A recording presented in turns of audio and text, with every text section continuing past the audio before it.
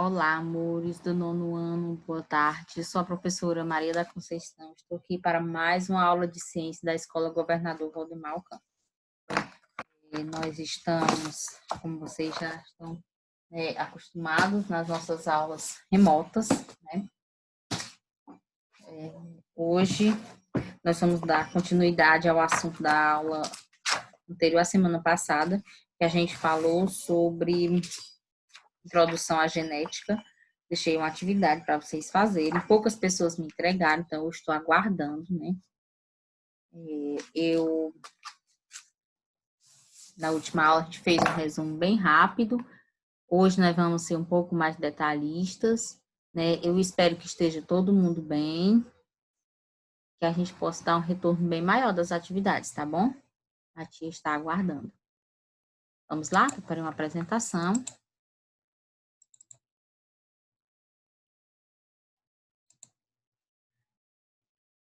Tá quente, pessoal, hoje tá quente.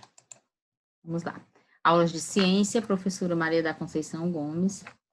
Nosso tema de hoje é genética, o capítulo 4 do livro. Quais habilidades queremos desenvolver? A habilidade 9 do ensino de ciência do ensino fundamental, a habilidade 8 do ensino de ciência do nono ano do ensino fundamental, associar os gametos à transmissão das características hereditárias, estabelecendo relações entre ancestrais e descendentes. E discutir a 9, ensino fundamental, nono ano, ciência, habilidade 9, discutir as ideias de Mendel sobre hereditariedade, fatores hereditários, segregação, gametos, fecundação, considerando-os para resolver problemas envolvendo a transmissão de caracteres hereditários em diferentes organismos. Aí o nosso capítulo, é o capítulo 4, né? O surgimento da genética, principais conceitos da genética. Na aula anterior a gente já viu o surgimento da genética como foi, hoje a gente vai ser um pouco mais detalhista. Mendel e as ervilhas e hereditariedade. Primeiro vamos falar um pouquinho de Gregor Mendel. Jovem monge que vivia em um mosteiro em Brno, na atual República Tcheca. Frequentou a Universidade de Viena, onde tomou conhecimento do método científico, né, que é o método de observação e construção de teorias. Percebeu que as plantas podiam variar bastante em suas características. Ele era muito observador, pessoal. Fez experimentos com plantas de ervilhas no jardim do mosteiro para estudar a hibridação, o cruzamento entre as plantas com características distintas. Mendel e as ervilhas. Em seus estudos de cruzamento de plantas, Mendel utilizou ervilhas da espécie Pisum sativum, que são ervilhas de jardim ou ervilhas de cheiro. Né? O motivo da escolha dessas ervilhas, né? Fácil cultivo e crescimento rápido, várias gerações em um intervalo de tempo curto. Variedade com características facilmente observáveis, como a forma das vagens, a cor das flores, a textura das sementes, entre outras.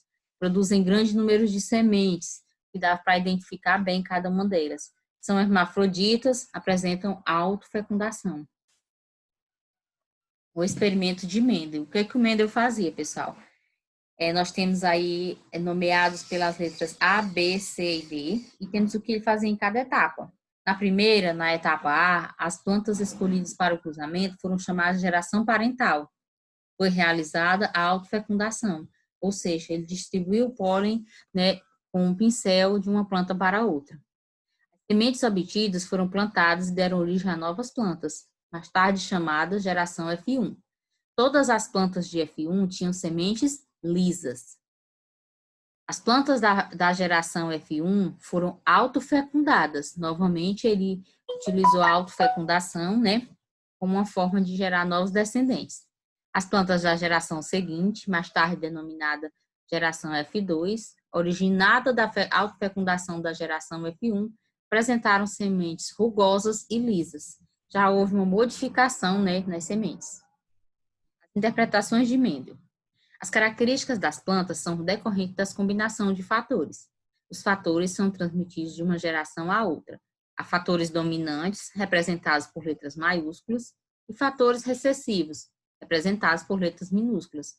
Os fatores estão organizados aos pares. Os fatores devem se separar na formação dos gametas, de modo que cada gameta possua apenas um dos fatores. Os fatores na planta híbrida não se misturam. Eles estabelecem uma relação de dominância. Experimento de Mendel, forma de semente, lisa ou rugosa. Autofecundação de F1 e geração F2. Gameta feminino e gameta masculino, representado aqui, azão, azinho, azão, azinho. Quando os gametas se juntam, vai um A de cada um. Então, ficou azão, azão, lisa, azão, azinho, lisa. Oi. Azinho, azão, lisa, azinho, azinho, rugosa. A diferença que ele encontrou. Surgimento da genética. Os trabalhos de Mendel não foram reconhecidos pela comunidade científica da época. Não era costume aliar o raciocínio matemático e estatístico aos assuntos da biologia. Não havia conhecimento suficiente a respeito das células e não se conheciam os genes. Com os avanços do estudo das células, dos microscópios e a descoberta dos cromossomos possibilitaram o surgimento da genética.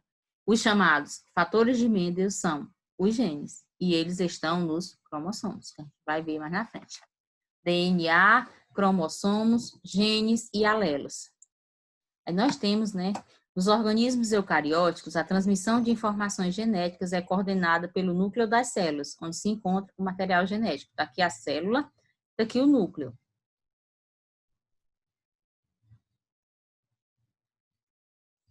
Cada um dos diferentes versões de um gene que estão pareados em cromossomos homólogos é chamado de alelo. Alelo 1, alelo 2, alelo 3, alelo 4. Isso aqui tudo é o cromossomo.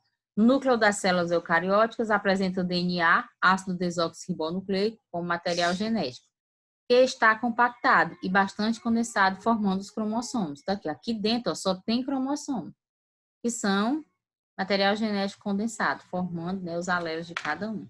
Várias fitas, tá vendo? Aí nós temos o gene, que é um trecho do DNA. O DNA é todo esse comprimento aqui, ó, né? O gene é um trecho do DNA com informações para a produção de uma proteína. Homozigose, heterozigose, genótipo e fenótipo. Relação entre genótipo e fenótipo para o caráter textura da semente. A gente viu lá na frente, né? Semente lisa e rugosa. O conjunto de genes responsáveis por uma característica recebe o nome de genótipo, representado por duas letras. Genótipo, azão, azão, azão, azinho, azinho, azinho. Aqui nós temos 3 genótipos. Se os alelos de um gene são idênticos, azão, azão ou azão, azinho, o indivíduo é homozigótico ou sofreu homozigose. Se os alelos de um gene são diferentes, azão, azinho, por exemplo, o indivíduo é heterozigótico, sofreu heterozigose. O que é o fenótipo? O fenótipo é a manifestação do genótipo. Como assim? As características que o genótipo produz, recebem o nome de fenótipo porque elas podem sofrer alterações. Vamos lá. As características que se manifestam é o fenótipo. No caso, se a semente é lisa ou rugosa, é o fenótipo. Por quê? Porque o genótipo vai produzir a semente. O genótipo é se ela é lisa ou rugosa. Certo? Resultado do genótipo, a interação com o ambiente. Azão, azão, semente lisa. Azão, azinho, semente lisa. Tia, por que azão, azinho é semente lisa? Porque predomina o azão, certo? O azão é dominante, então ele predomina.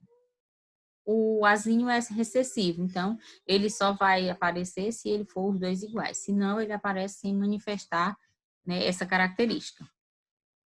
Variabilidade genética. Na aula passada, a gente até falou, que a reprodução sexuada é responsável pela variabilidade genética, ou variedade genética, já que na formação dos zigotos são combinados cromossomos paternos e maternos.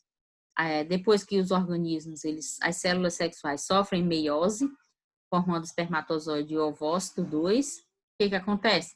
Na fecundação, cada um das duas células, no caso espermatozoide e ovócito 2, tem 23 cromossomos. Durante a fecundação, eles vão formar o zigoto com 46 cromossomos, que vai sofrer mitose e dará origem a um novo bebê, ou um novo ser, humano com 46 cromossomos. Hereditariedade genética. Bem, hereditariedade, a gente já viu que é a transmissão de características de uma geração para outra, lá na aula passada, não foi? Posso dizer também que é o cruzamento de gametas. Essa transmissão ela é feita dos pais para os seus descendentes. Aí nós temos uma árvore genealógica. Horácio e Miriam, André e Lara. Horácio e Miriam tiveram Márcia, Newton, Amanda e Fabiana. André e Laura tiveram Breno, Paulo, Marta e Caio. Márcia e Newton, né? Que vamos formando. Fabiana e Breno se casaram, tiveram Lúcia e Joana.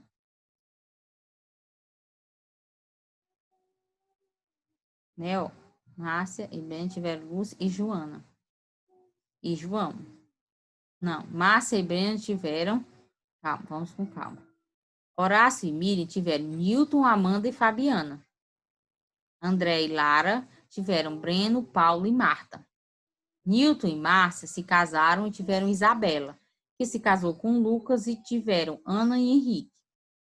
Fabiana e Breno se casaram e tiveram Joana e Lúcia. Lúcia se casou com João, que tiveram Gabriel. Marta e Caio se casaram e tiveram Jordano. Exemplo de árvore genealógica.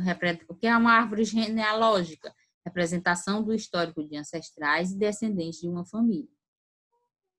Bom, depois de ler e revisar o que foi visto na videoaula, é hora da atividade.